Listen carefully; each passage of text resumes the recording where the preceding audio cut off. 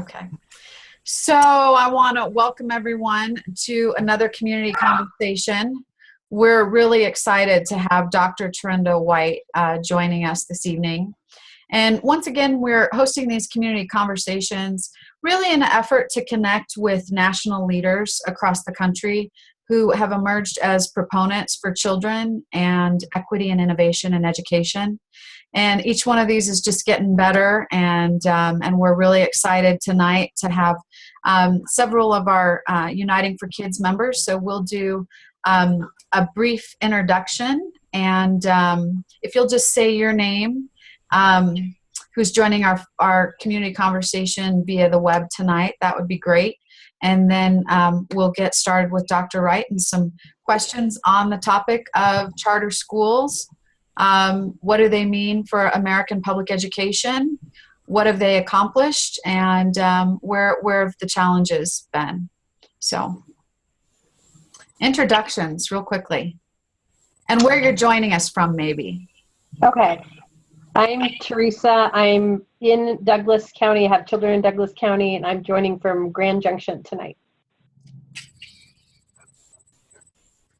I'm Eve Cohen, and I'm joining from Denver. I'm Lynn Anderson-Thayer, and I'm joining from Denver. I'm Lynn Roberts, and I'm joining from Denver. And I'm bringing in the tail, joining from Denver, Susan Johnson, with 2 kids in Denver Public Schools. I'm from Littleton. So, Dr. White, tell us a little bit just about you and how you picked charter schools. There's kind of your issue. Yeah, so I'm joining in from Atlanta today, but I live in Broomfield, Colorado. We're on spring break. Oh. So I've been at the University of Colorado for about 2 years now as an assistant professor. But I wrote, my dissertation on charter schools for my PhD in New York City. So I was a graduate student at Columbia University. And if you're familiar at all with that particular school, is in the neighborhood of Harlem, which is a very historic African-American community. And I was living in Harlem and going up on the hill to go to school, but Harlem's public schools were shifting drastically. And so actually Harlem has the highest number of charter schools in one neighborhood. So that neighborhood had at the time almost 40 plus charter schools in sort of a 90 block radius. And so they were experimenting heavily with this new reform. And so you couldn't get on a bus without seeing big posters for these big, beautiful charter schools that were coming. And there were several films about the lottery and about waiting for Superman. So it was a very popular reform. And if you care about equity, the language that was being used by a lot of the charter advocates, they had really appropriated the language of civil rights and equity. So and then as a young professional, I just think it's impossible to get around the discussion of charter schools. I mean, a lot of parents were being sort of enticed to put their kids in the lottery. And so every parent is asking about that question, particularly parents in urban communities. So I said, why don't I first get a job in some of the charters and see if I can get hired there to get an inside experience. As an educator, I taught for a couple of years in the elementary level. And I know I can teach, and I know I love children, and I know I love teaching. But I wanted to see what teaching was like in these schools. So I first was hired as sort of a part-time teacher assistant, and then a test prep tutor.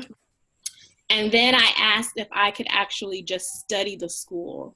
I chose 4 schools to study in depth. I spent about 2 months in each of those schools.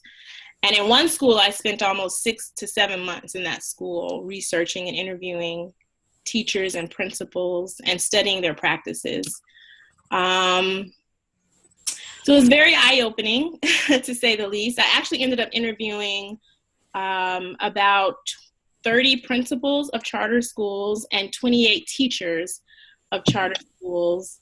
And there was at most 13 charter schools in my study, but I spent the most time in 4 schools. So And then I wrote my dissertation on that, and then I put that in a book chapter, which made some headlines recently because of No Excuses Charter Schools and some of the videos that are coming out about some of the practices. So I was unfortunate, but delighted to see that they were citing some of my work, sort of warning about what I had seen several years ago. But I wanted to protect the names of the schools and the teachers, but it's the ethics are very important. So I think it's interesting that whistleblowers from inside the schools are now exposing some of the problems in some of those schools. And what were some of the ethical concerns that you had as you studied these 13 schools, and particularly the 4? So I saw practices where we know about teaching to the test. That's already an issue that a lot of schools are dealing with, but there was punitive, really harsh, almost public shaming of kids who were considered 1s or 2s. And all of the students that I had relationships with, they knew that they were either a 1, a 2, or 3, or a 4. They would actually say, I am a 1, instead of saying, I scored a 1, or I scored. They would say, I am a 2, I am a 3. That's how they almost introduced themselves. And I think if you study psychology and human development, labels are powerful, and so I felt that some of the public ceremonies where you give all of the 4s really extravagant prizes and then you punish the 1s in front of everybody, that's, I went through a period where I felt like I couldn't continue the study because I just felt that was unethical. And then I wanted to speak to the teachers about how can they be advocates for students, but they're not protected in those schools. I mean, they don't have union contracts or anything like that. And so a lot of the young teachers are coming into these schools and they're encouraged to do these kinds of practices, and they get rewarded in terms of their salary and bonuses. So the whole system was designed to reward what they called competitive outcomes, but it was really test score production is what I was calling it.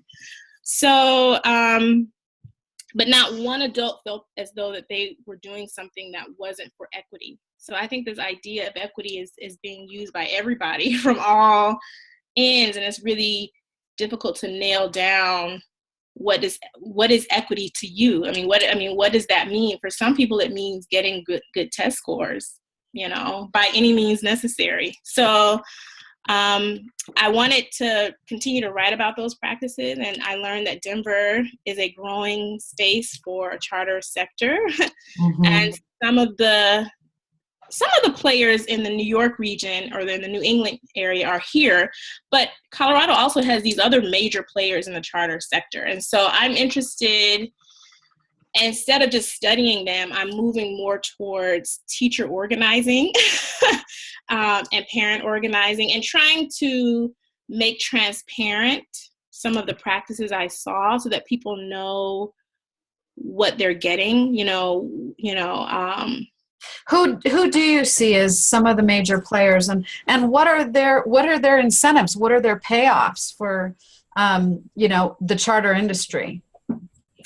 So at every level, there's a different sort of, so a lot of the players here are what we call the CMOs, the charter management organizations. So one thing that I think is important is you have charter schools, which is simply a school that has a charter contract to do some interesting, flexible things. But what happens is some charters then contract out their charter to a management organization, and that management organization may actually have executive authority to run several schools within one network, right? So the CMOs are getting bigger and bigger, and some CMOs have between 10, 20, 30 schools. They're really growing, and the CMOs are almost like districts in themselves. But you still have these sort of single standalone charter schools that I think are still very different from the managerial type of schools that have these huge companies. I still think it's important to make a case for what these standalone charters are trying to do. Sure, because there's community charter schools, right, that are kind of organized and supported by the community, and those are so the charter management organizations are they is their business model profit? So in other states you have some for-profits. So Edison used to be a for-profit, and there are several others. But actually, the main players in Denver and in New York are nonprofits. And some people think that that's actually a meaningful difference. I don't think it's much of a difference. The nonprofits, the CEOs or executives still make a lot of money in terms of their salary. And we do know that the way they distribute funds, there's a lot of money spent on central office, central managers, and the teachers' salaries can on average be much lower in the charter school. So they're not for profit, but they're definitely using the flexibility with salaries in a way that I think is top heavy. With those at the top have much more, much higher salaries. And the teachers actually, they turn over faster. They're typically younger and they're less certified. So there's a rationale for paying them less, but it's still low salary on the teachers and high salaries being spent on central managers and folks at central offices. Mm-hmm. And they tend to swell. The more they replicate schools, the central offices tend to swell. And they actually become a victim of their criticisms against districts, actually. You know, they were actually claiming that districts were too big and bureaucratic. But a lot of the CMOs are becoming very centralized and sort of fat. Are the CMOs also? I'm sorry. Are the CMOs also? They're also contracting though with for-profits to provide a lot of the services too, aren't they? So some charter schools can have contracts for specific things, and they may contract with an EMO, an education management organization, for a specific service. Right? So a single charter school can contract with an education management organization for whatever purposes. CMOs, charter management organizations, they tend to be sort of all-purpose. They're running the entire show. So they're not just contracting out instruction. They're actually sort of implementing a model. Some of them allow for each school to do something a little bit different, but CMOs they manage charter schools, and they tend to be they have more executive authority and control over a full range of services for a school, whereas EMOs might be much more selective in what it is they want, what a charter school may want help with a specific thing, and they may contract out for specific issues, if that makes any sense. And they're for profit. So just so we have a sense of the charter schools that were part of your study, what were the percentage of those that were community charter schools, and what were the percentage that were these kind of corporate models? So that's an excellent question. So say there were about approximately 40 charter schools in this one neighborhood. 63% were CMOs. They were managed by, on average, 5 CMOs were running. They were in charge of about 29 or 30 schools. So 30 of the 40 schools, or 40 plus schools, were under a CMO. So 2/3 of all the charters in that neighborhood were under sort of a top-down centralized management structure. And about 1/3 were these community-based charters. And so that's very important. I'm glad you asked that, because in most cities, it's not the small charter schools that are more predominant or replicating quickly. It's the schools that are a part of these major chains. So they are a minority, in other words. Mm-hmm. They're much more minority. Yeah. And did you, I imagine that you touched on the outcomes, but did you, in your research, did you find that, usually the indicator of whether or not a school is succeeding is test scores. And yet we know that, we're graduating these students and they're going off to college and they're requiring more remediation, that the achievement gap is actually much wider than it was before the charter school movement. And so what were the negative outcomes that you were seeing as a result of that, direction towards closing down the neighborhood public schools and moving to these charter management organizations? So a couple of things. I think, and I'm going to sort of give the negatives along with the quote unquote positives. Like there's a shadow to most of what is celebrated. Okay. So the schools that were replicating the fastest, the big charter chains, they were known for high test scores. I mean, that's one of our sort of dilemmas for those of us who are sort of writing critically about charters is, and you have to understand that they are preparing and teaching to the test explicitly starting in July. Right? The tests are in April. So, I mean, I was hired in July and I was already trained on how to prepare for tests or prepare kids for tests. And they come in on weekends, they say after. So there's an enormous amount of time. So they have high test scores for some of the celebrated ones, the ones that are used to drive more replications of charters. What we also try to tell with that story, though, is high performing charters tend to be high suspending charter schools too, and they tend to be high student attrition charters as well. Mm-hmm. So most of the charters that we tend to celebrate with high test scores, we can already problematize whether that alone is sufficient to mark a school as successful, particularly if they've traded off all the other dimensions of instruction and sort of quality learning. Sure. But what's more disturbing is that those same schools have high suspension. In fact, there was a study published by the Civil Rights Project a week ago about is the first time that all charter schools in the nation had to report their discipline rates and their suspension rates. And because it was hard for us to nail them on what we knew was happening, but we couldn't quite get the data. But now there was a push to make sure that charters were reporting their discipline rates. And so we know now that there's about 5,000 charters in the nation. A good sizable number of those charters are suspending kids at 25%, which is almost 20% higher than traditional district schools. I mean, all the numbers are really bad.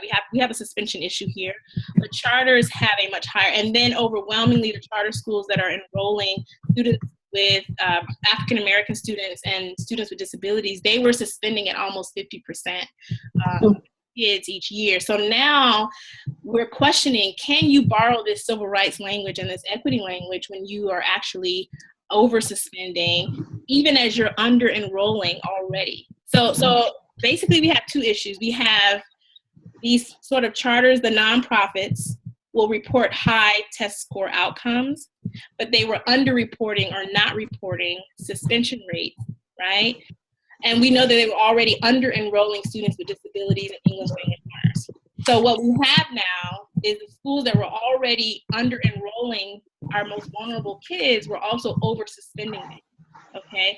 So that pulls into all of, like, what we think of as a successful school has to take into account these other measures. And that's what we're arguing now, is that your marker for equity must include these other dimensions too. Can I ask a really quick question? Because you had said that that a lot of these schools do have really high test scores, but I had thought I had seen national studies that were looking at charter schools versus public schools, and the data were showing that in the main, public schools were doing better on some metrics like math. Both charter schools were not outperforming public schools. I've seen that data nationally. So I'm wondering, is that true nationally? Is the narrative, can you still hold to this narrative that charter schools do perform better on test scores, or is that not even true? So that's a good question. So nationally, when we aggregate all charter schools compared to district schools, on the studies are usually, the results are usually mixed, and there's not much better performance from charters nationally. Right.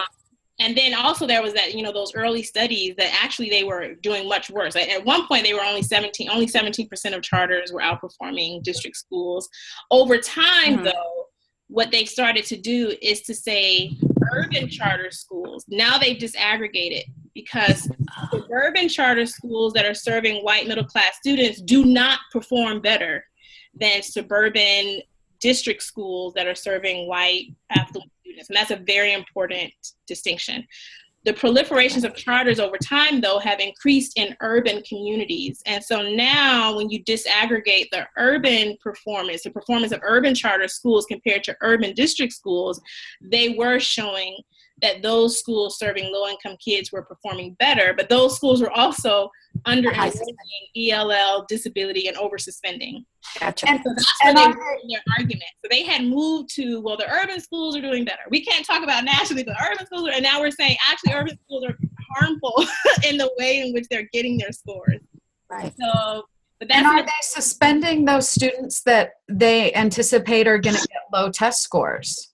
I mean, is that part of the correlation to those high suspension rates? Is if during test time comes, there's a push out of those students that you don't believe are going to raise your school's ratings, then you just suspend them and bring them back in when test periods are over. Exactly. So we had anecdotal, we had known a lot of the stories that our district school teachers and leaders were telling us. They were telling us that we get a crop of kids every year that are coming back from the charter sector at around a certain time. So we knew that, but we needed a large data sample to really make that case. And so, I mean, now we know that the patterns of over-suspension are very real. And now the question is moving to who those kids are that they're suspending. We know that they're overwhelmingly minority and they're students with disabilities. And so we can now confidently, I think, make the claim that you're suspending the most vulnerable kids who might trouble your test scores, or who you might perceive to trouble or lower your test scores. And the irony of all of this is, when I really study the charter sector, the origin of this movement was to serve the most vulnerable. Okay, so well, that was the claim. That was the claim. But I think it's really important in being able to argue against what it has become is that they have left their own vision behind, you know, because the origins were, and in terms of Albert Schenker, who was actually a union leader back in the early 90s, actually said we need a space to serve the kids who are not doing well right now, who need a totally different way of doing things. We need a space for autonomy, like an autonomous zone. Yeah. And what the charter movement has become, it's actually become a place where they are pushing out the most vulnerable kids and sort of recreating in the most progressive ways their practices, what was already done before back in the 80s when we were doing back to basics, all this stuff. Like the stuff that they're doing is not, you know, that's where I write about that the practices are not innovative. They're sort of regressive actually and not progressive. And that the kids who they sort of suspend and the kids that they lose every year are actually the kids that the charter movement claimed that they wanted to help the most. Can I ask another question too about charters? That I see charters in my neighborhood in Denver that advertise themselves as not just test prep, but they have robust art programs and they have music and they sell themselves to neighborhoods as, everybody gets PE. I mean, they're using the language of being well-rounded. And I wondered if you saw that in the charter schools that you were studying, if it really was cut out everything except, stuff that is tested, or if they are trying to be more neighborhood support by having a wider curriculum. So that's a great question. So some of the smaller community-based charters, they really were trying to offer something well-rounded. But what's important, because I saw KIPP in New York. I'm not speaking about KIPP necessarily in Denver. I'm still studying the politics of KIPP in Denver. But I can say that KIPP used to have, they used to advertise that they do drumming, they do dance, they do a lot of these sort of interesting things in addition to high rigorous schooling. But what was problematic is it wasn't a community model. So actually there were already community-based organizations that were offering really cool things. And so what's interesting is, do the schools partner with existing maybe boys and girls clubs or existing organizations that may offer dance practice? So they tend to promote this all-inclusive experience, but it's not connected to what the community might already have available, and employing or borrowing and using stakeholders who are a part of that community. Because our issue for some of us who write about these schools is they're transplants. A lot of these individuals are not necessarily from these communities or even from the neighborhoods, and they tend to turn over and leave. And so it's not a bottom-up community-based model. It's a very we're going to give you an art, but we're not connected or grounded to any existing art-based programs. And so in many ways, they were recreating what might have already been there. And even our district schools were already partnering with really cool organizations that were offering these kinds of programs, and even supporting teachers who have actual training in art, particularly at the secondary level and things like that. It's not as though they were hiring experienced teachers who had training in these things. It was however they decided to offer it and squeeze within a certain amount of their time on task. But I do know that KIPP is offering both academic and non-academic. Like they advertise, we do 50% academic and 50% non-academic. And I even have a problem with that language because they're so about measuring exactly how much is academic and non-academic, but it should all be integrated. Right. And I very suspicious that it's 50-50 anyway. Dr. White, did you, and can I just ask that if you're not asking a question, if you could mute over to the left on your screen, you'll see a mute option. So if you're not asking a question, if you could mute yourself, that would help with the audio a little bit. Dr. White, in terms of, did you do any analysis about the racial composition of the administrators and the teachers versus the student bodies? Yes. It's only as good as the information is available. So in a lot of our charter schools, there's high teacher turnover. That's an issue now that I'm studying. Mm-hmm. And there's a high teacher turnover among teachers of color who are brought into those spaces, and they're already underrepresented. So the charter sector, particularly our nonprofits and our big CMOs, they tend to over-rely on alternatively certified teachers. So whether they were Teach for America, Relay, they just had a built-in alternative pipeline of teachers, but those teachers were often white, and they were often less experienced, and they did turn over much higher because they were already on these sort of temporary type of committed programs. So we're now making the case that teacher turnover has consequences for relationships in schools between students and teacher, trust between a community and a school, stability. I mean, all the things that seem evident, like self-evident. It makes sense for going cheap on your labor, but it doesn't make sense for what's good for kids and families.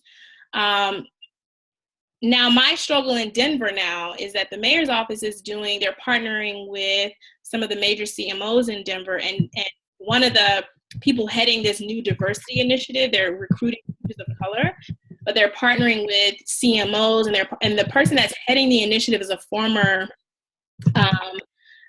top person from TFA. I think she was the TFA executive director for Denver. And what I'm arguing is that they're partnering with the people who actually have the worst record for retention of teachers. And so CMOs do have higher turnover, and they tend to under-hire teachers of color. And then the teachers of color that they do get, they have even a higher turnover rate amongst the teachers of color that they do get.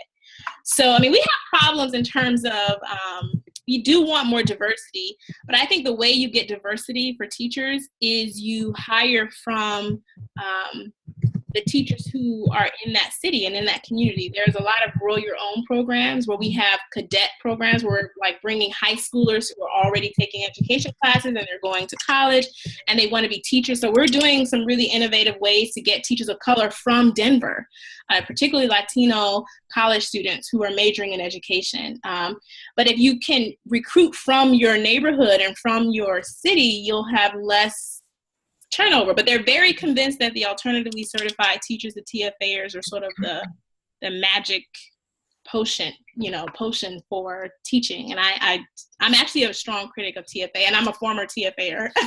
So I actually write about, I just published a piece on the paradox of TFA as the way to serve kids who are the most disadvantaged. I think it's actually reproducing inequity.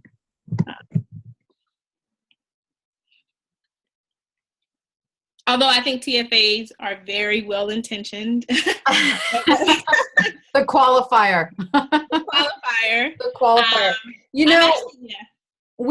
It's from a standpoint of those of us who are parents and educators, this isn't hard. Like this isn't complicated. We want neighborhood schools with neighborhood teachers, that are neighborhood grounded, providing community connections, recognizing the whole child, creating a support system for those educators, partnering with other organizations. And instead, what we have is this kind of industrial factory model of you outsource these education companies, you bring them in, you focus only on the test scores, and you get them through, and you have a nice little shiny bow on everything. And what happens is those kids, I just heard Anthony Grimes, who is from the Freedom Fighters, and he was saying, our Black children are worth more in prison seat than they are in the classroom. And I see really the charter school movement as contributing to that. It has almost that kind of discipline, that kind of prison mentality, where you stratify everybody and you have everybody competing against each other, and these, that comply and conform get rewarded, and these that don't are, shamed and punished and isolated.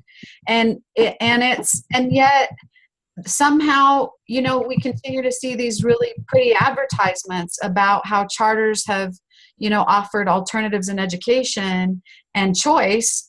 And so I hope you'll spend a little time talking about what's happening as it relates to equity.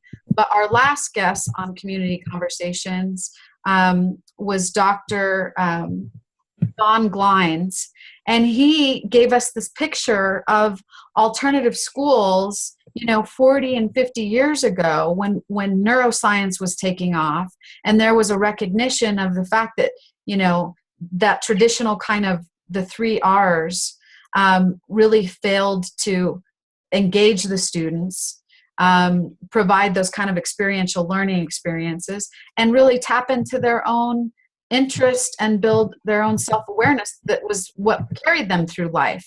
So as far as we're seeing enormous step backwards in terms of the quality of education, but then major declines in terms of the gains that we made from the civil rights movement, from the original ESEA, the Elementary Secondary Education Act. And so talk about the whole claim that this charter schools came about to address the needs of low-income minority children, and talk about what's really happened. Yeah, I tend to say that the beginning of the charter movement had multiple people who wanted different things. And the people who won out are the more business-oriented, market-driven folks. But from the beginning, there were the teachers who wanted more autonomy. And it was supposed to be about teacher autonomy to experiment with interesting things. And they needed and wanted flexibility. I thought that was a very interesting, when you read what they were asking for, it's really powerful. And then there were folks who have always wanted to privatize public schools. And in the 80s, when the pitch for vouchers and all these things didn't quite work at the national level, charters became a sort of a second way in which to sort of allow space for private folks or private interests to come in. And I think from the beginning, they've always looked at charters as a wedge to move us more towards a private school model. Because what charters are, they are public schools under private control, basically, or private managers of public schools. In fact, Seattle just ruled their charter schools unconstitutional. I don't know if you know that. No, I hadn't heard that. So we're actually studying. You can imagine we're studying what happened in Seattle because their counter movement, they were arguing that a public school that's under the control of folks who we don't elect You know, these are appointed boards of these charter boards are appointed. These are not elected boards. So it defies the very definition of a common school or a public school. So they actually won. I've got someone at my door, so please carry on. So the cool thing about Seattle, I think a lot of cool things just come out of Seattle, but they're sort of pushing further ahead on reclaiming what the public school is about and arguing that charters are not public schools. They have a much smaller charter sector though, so maybe that's why they won. And a lot of cities like Denver, I mean, the players are just so big and they're enmeshed in the politics and in the politicians. But we're still learning from how to argue that some of these schools have become something very different than a public school. Now, I have to say though, so our biggest challenge, I think, with the equity language and the civil rights language is you have to remember a lot of the parents and historically a lot of folks have been just sort of let down by the system as it was, right? So there was a lot of segregation already, and there were moves to try to desegregate schools. And actually a lot of the folks who joined these very right-wing organizations were civil rights activists who were disappointed that desegregation did not, we reneged on desegregation, actually. So in Milwaukee, there are a lot of African-American neoliberal private conservatives who want private schools because they feel as though we're never going to desegregate schools, so let's just try to go with something totally different. And what we're arguing is that we're not defending the inequity and the segregation that was there before. We're not defending that when we critique the charter movement. We're actually saying that what you want from the charter sector is not what you're getting. You're actually getting more segregation. In fact, charter schools are leading to hyper segregation. So we were already segregated. Kids were already segregated before charters. They become even more. We have a higher number of charters that are 100% minority, Black and Latino, or 90. Like there's just, they've taken us in the opposite direction. And what's also surprising is that in Denver, what's interesting for me and a lot of other cities, the civil rights community in New York was pushing against charters. Whereas in other cities, I tend to find that some of the civil rights, like the NAACP or organizations that you would think are sort of pushing against privatization, sometimes they're sort of bought into this charter world. And so I'm trying to find a way to sort of represent charters to even African-American, historically civil rights groups in different cities to rethink whether the charter sector is the right mechanism for equity. I think in other cities that's sort of clear, but I think in some cities I'm surprised at how well the charter folks have roped in a lot of the activists, and that's actually, and so the biggest claim that they push back against us is, well, the parents are signing up. The parents are putting their kids in the schools. And we say that is true. But there's also not a lot of transparency about what goes on in those schools. And there's an exodus. No one talks about the exodus of parents from these schools too. So yes, parents are signing their kids up and putting them in the lotteries, but there's also a great amount of kids who are either pushed out or whose parents have taken them out of the schools. And then there's just a black box over what happens in these schools. So I try to represent charters as not on the side of civil rights, but that's hard when people are disillusioned by their experiences before. Sure. And they're also sort of, I think the charter folks are really savvy at using the language. So it's not marketing. easy. They're really savvy at the marketing. Yeah, it's like they have the marketing piece down. Well, we're getting close. I'm not even exactly, we're a little bit over our 30 minutes. And so are there questions? Does anyone else have any questions? This has really been enlightening. I actually have a question, which is about recourse. So we've heard a lot, that video went around that, that showed the teacher screaming at the kid and sending her to the timeout chair. And I know there's been all sorts of reports about things going on in New York with kids being forced to sit on the floor. And, there's been a lot of really scary information coming out of what exactly happens in these schools. And my question is, what recourse do parents have? What recourse, what can be done when parents suspect something unfair or possibly illegal, is happening at a school like this? What does one do? How does one stop this or address it in any way? So right now we're sort of pushing for parents to go to civil rights organizations. In Denver, Journey for Justice is a really great organization for parents. Not Journey for Justice. It's called Padres y Unidos. Unidos. Padres y Unidos. Yeah, Padres y Unidos. They have a good relationship with. There has to be. Because legally, those schools do not have a democratic due process in place.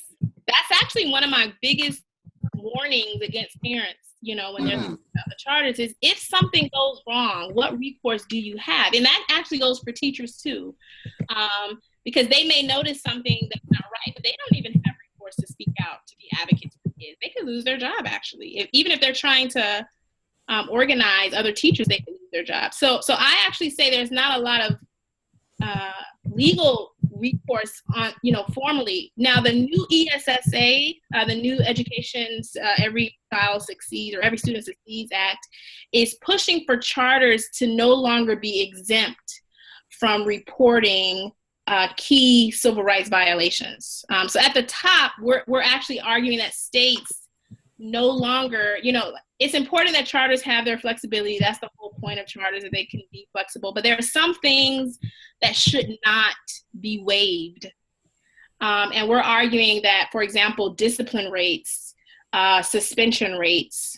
Now most charters have to now report their enrollment of ELLs and students with disabilities. In a lot of states, there was no mechanism to force them to have comparable enrollment of those kids. Now most states are making sure that charters have similar enrollment patterns for those kids. Now we're asking that they not be given waivers from reporting discipline, suspension rates, things like that. So but that's at the very top level. For a parent, I think it's important that they be connected to important organizations like Padres y Unidos or other civil rights organizations. Otherwise, I think they can be vulnerable to either you do it our way or you leave,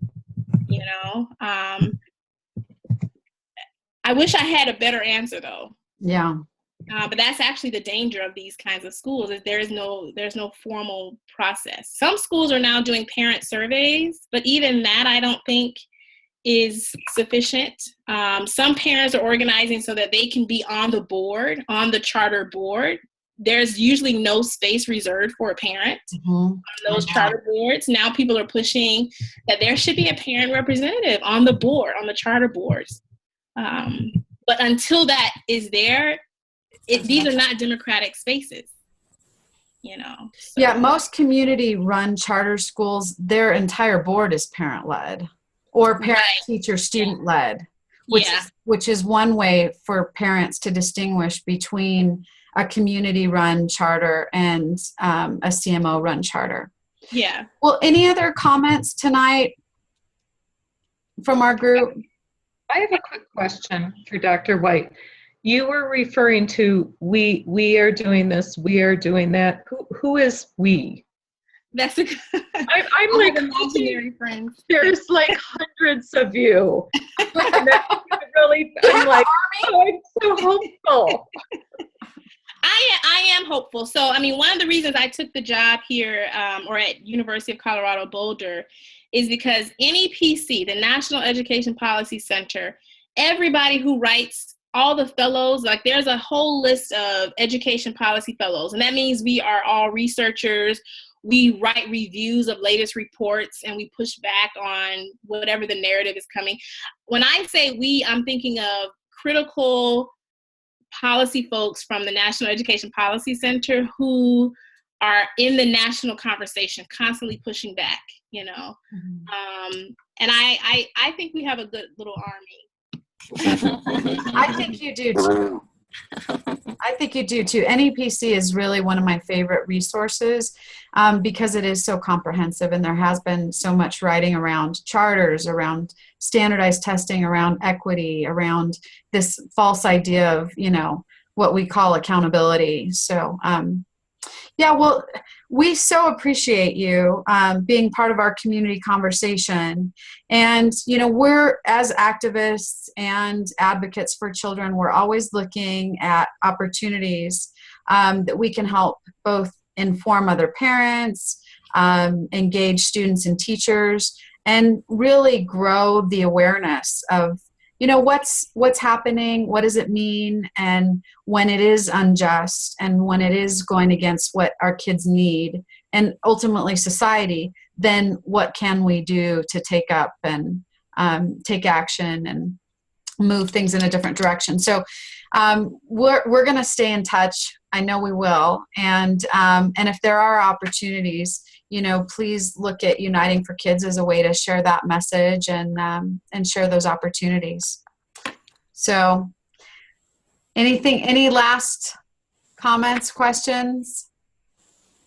All right. Well, Dr. White, yes, thank you so much. And thank you for joining us on your spring break too. Here you are on spring break and still working. So just what a pleasure, and what an insightful and honest voice you bring to this conversation. And thank you for your thorough research too. It was wonderful that not only did you study the charter schools, but that you actually went in and worked with those kids and worked with those parents and worked with those teachers, so that you really have a comprehensive view. Anyway, we're very grateful, and thank you for being part of our community conversation. We will share this widely and make sure that we pass the link along to you as well.